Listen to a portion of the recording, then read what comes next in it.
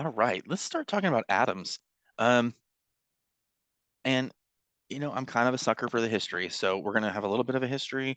Some of this is not in our book, uh, and we're gonna hopefully end up with uh, the makeup of atoms and that kind of stuff. Okay, so here we go. Back in the early days, and we're talking 400 BCE, ancient Greece philosopher stuff. Uh, Leucippus and Democritus were the first ones to come up with the idea of atoms. I don't think they call it atoms, but they theorized it that the universe is made up of these small particles that we can't really see, and it must mostly empty space. And this is revolutionary for the time, really. And they were trying to think of stuff around the same time. These guys, Plato and Aristotle, you may have heard of, um, pushed forth a theory or hypothesis about um, the elements of what the universe is made of as air, fire, earth, and water. And, there was no way to really conduct the chemistry and physics experiments uh, properly like there is now at the time. And so um, the people, being that they could see air and fire and water and earth and all that stuff, um, overwhelmingly rejected the atomic theory and went with Plato and Aristotle. Okay, and that when won purely by popularity of the people at the time. And it wasn't until much, much later, at the start ish of the Industrial Revolution, when we start having people like Copernicus come in and start making measurements of, um, well, Copernicus was an astronomer, and so he would look at um, what they called heavenly spheres or heavenly bodies, planets and stars and that kind of stuff, and figuring things out. Okay, um, and so uh, Copernicus was one of the first ones to put forth this idea that the sun was at the center of the solar system, and that all the planets revolved around the sun. And of course, this didn't go very well, but it's what actually happened. And this is a clip from his book on the revolution of the heavenly spheres, and it kind of marked this new surge in science in history in the late 1500s. Um, but yeah, so this is where things started to go back to the way we knew things are now. Um, and so in the early 1800s, an English chemist by the name of John Dalton was really the first in semi-modern times to re-put forth this idea of atoms. And he actually had evidence um, to do this, and people actually believed it based off of the science and the experimental data at the time. So part of what I want to get through here is what experiments these are, and further along the lines of that too. We'll talk more about Dalton's experiments later on too. Um, Ultimately, what he came up with is this is Dalton's atomic theory. Okay, he said that each element is composed of indestructible particles called atoms. Um, all the atoms of this given element have the same mass and other properties that distinguish them from atoms of other elements. Atoms will only combine in simple whole number ratios to form compounds, and atoms of one element will not change into atoms of another element. And in a chemical reaction, only atoms rearrange themselves. They don't change what they are, they only change the way they're connected together. Okay. Um, and honestly, I guess really the only part, and this is why I marked it in here, the only part of this that doesn't really hold true today is this word indestructible. Okay. And this is, I don't know, 200, 250 years later of thinking through Dalton's stuff. Okay. So really, by the time we get through Dalton, what we've come up with is this idea of an atom that's a solid sphere. Right? Everything is made of atoms. Different elements have different atoms, but all the atoms of that element are the same thing. And they're all kind of these solid spheres, which kind of accounts for the solid properties of how things can look and that kind of stuff. Okay. Um, One thing that we want to do a little pause for physics here, um, is just to remind ourselves how charge works, right? Because we're going to think about charge and relating to atoms. Um, Charge works by uh, attracting and repelling each other. That's kind of weird. Okay, so if you have a positive charge and a negative charge, they will attract each other, be drawn together. Okay, if you have two positive charges, they're going to repel each other. Two negative charges are going to repel each other. Okay, if you have a 1 plus charge and a 1 minus charge, together the total charge is 0. So this is something else we want to keep in mind of, and I'll say this over and over again throughout the course, that the universe is electrically neutral. So there's not really leftover charge anywhere. Okay, all the pluses and all the minuses are balanced out. That's what we mean by that. So the total charge is 0. The same holds true for magnetic fields. So if we look at these magnets, if the two ends of the magnet are the same, they repel each other. And if the two ends are different, they're going to attract each other and be pulled together. Okay, and we'll see this throughout the course in that um, charge and magnetism go together, right? This is partly why we say electromagnetic spectrum and that kind of stuff, because they go together, okay? And they're related, and this the repelling and attracting themselves is a big deal within this. Okay, so we have Dalton's solid sphere idea. Okay. And then people start coming up with new ideas and new experiments and start testing and playing around with things. And one of those people is J.J. Thomson again, this is the late 1800s. And he did something playing around with the cathode ray tube. Okay. And they knew this at the time. They didn't quite know what the heck was going on, but they had an evacuated tube, and it was connected to a high voltage power source. Uh, and there was, a positive end and a negative end.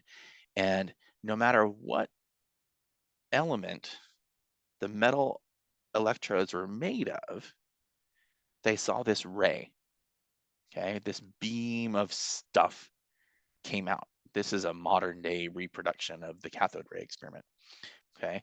Um, and it didn't matter what the elements were. You always saw the same beam. The beam had the same properties. Okay, it emanated from the cathode and went to the anode. So they call this a cathode ray because it came from the cathode. Um, and what they notice is that if you put this in a magnetic field, the magnetic field will attract or repel the beam one way or another. Okay, ultimately, what we discovered here is the electron. Okay, we call this E negative. This is electron. In the way this works, they said, well, the electron is coming from the cathode, so it has to have a negative charge. So they say the electron has a negative charge.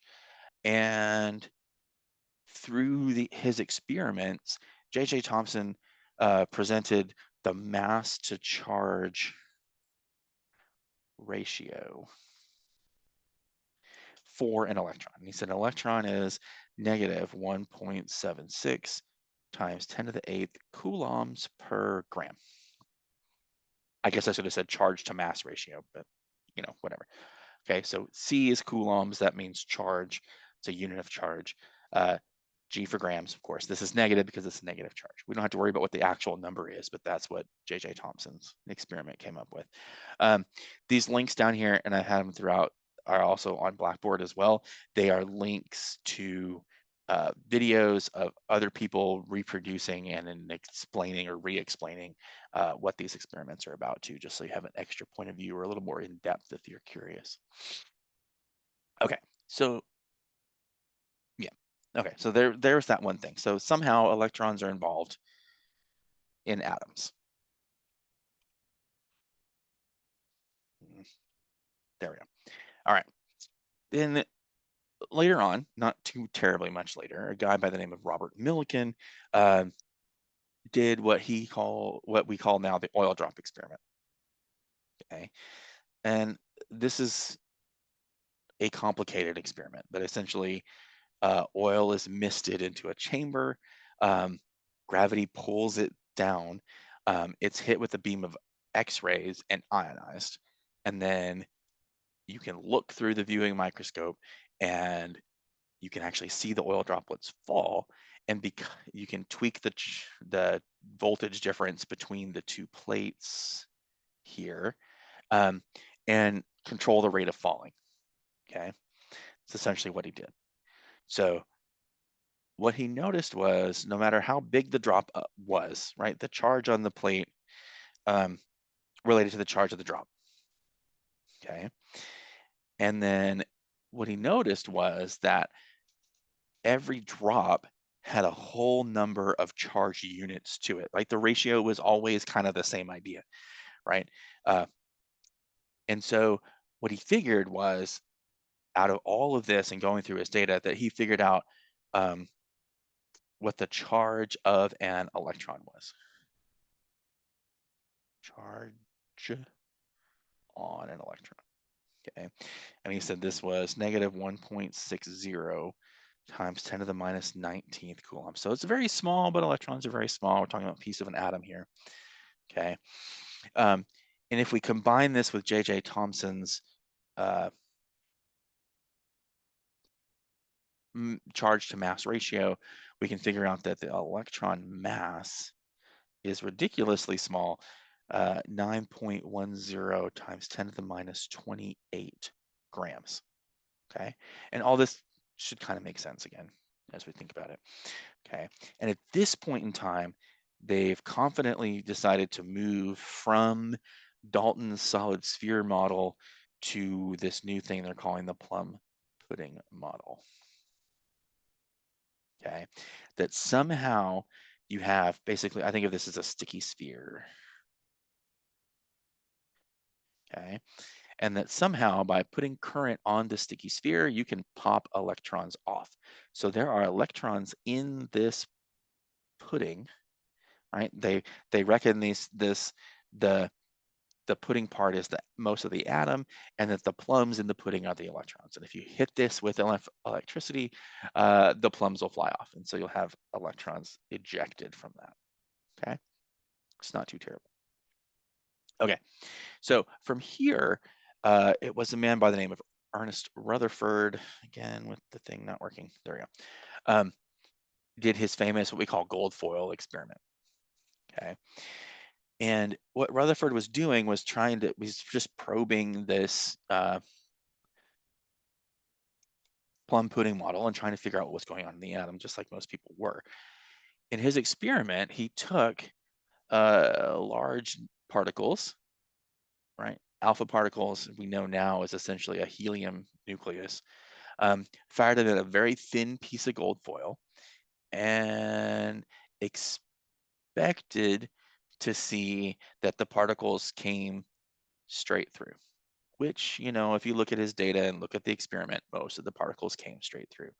Occasionally, some particles bounced backwards, some particles went around the side, some particles had little angles here. But eventually you saw particles all over the place. And this was just really good experimental design because he didn't assume he was going to be right, and he measured where the particles were all around the experimental setup. Okay, so what was happening was what he predicted was that, well, the alpha particles would just fly right through the foil and it wouldn't have anything happen. Okay, because the foil was consistent of having the sticky spheres all stuck together. What was happening though was while some of the particles made it all the way straight through, some of them were hitting a mass in the middle and bouncing backwards, or they were hitting a glancing angle and bouncing at weird angles as they did this. Okay. And because of this, um, I mean, it was quite shocking for the time, right? He said, this is a quote from his paper from 1909. The results were about as credible as if you'd fired a 15-inch shell at a piece of tissue paper and it came back and hit you. So it's really was surprising them at the time. Ultimately, what they came up with, what he came up with at this point, is the idea, something called the nucleus. And they knew, I can't spell. They knew about biology and cells at the time.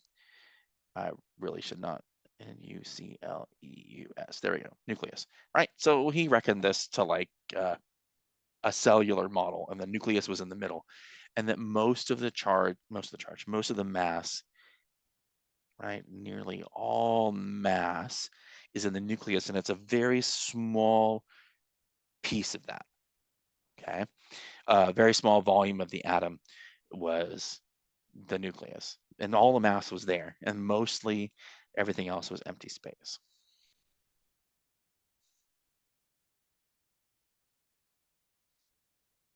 Okay, and along with this, he coined that the particles that make up the nucleus are known as protons.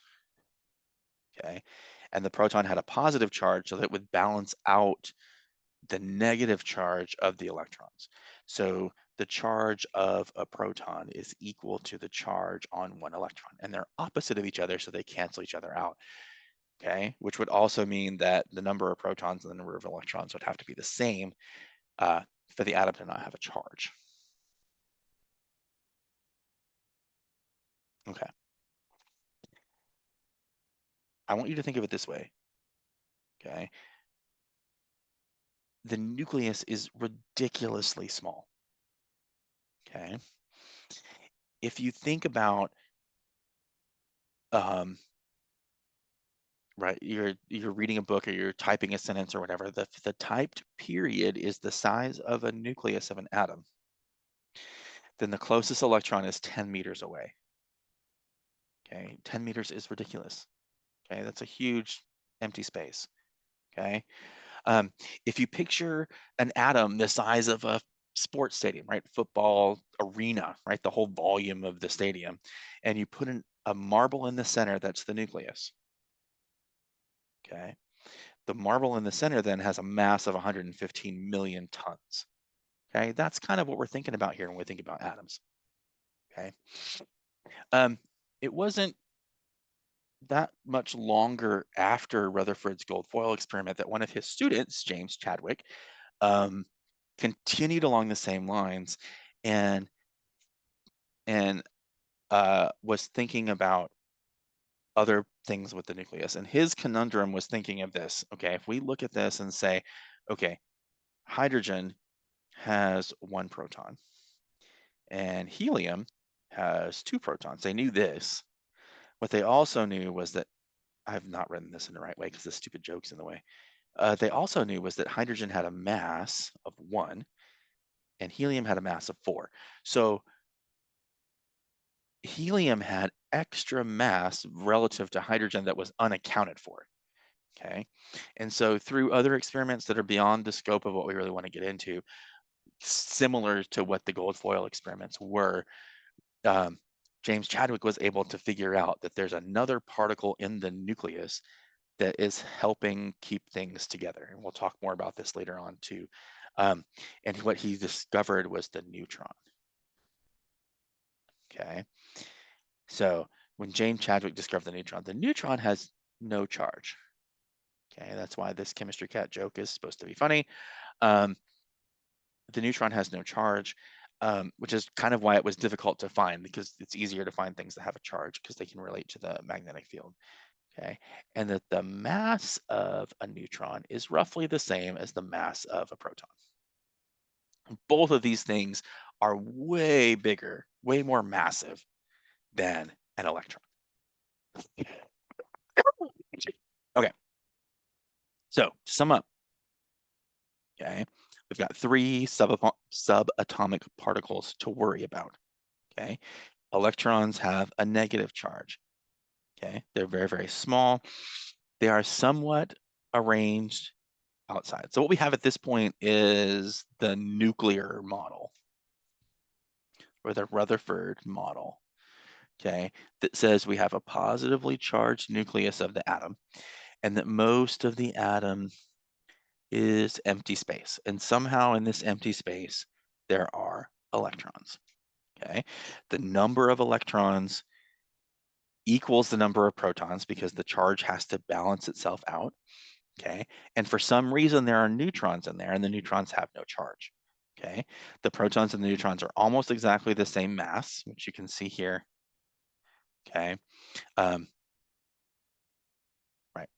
So in the nucleus, so these guys are in the nucleus. These guys are outside. Okay. There you go. This is really what I want us to get into. You should be able to know the name and their experiment and kind of what they did, but um, parts of the atom is what's going to be crucial. And we'll get into more detail with that as we go on into the future. All right. Keep me posted. Let me know how it's going, and I'll catch you next time.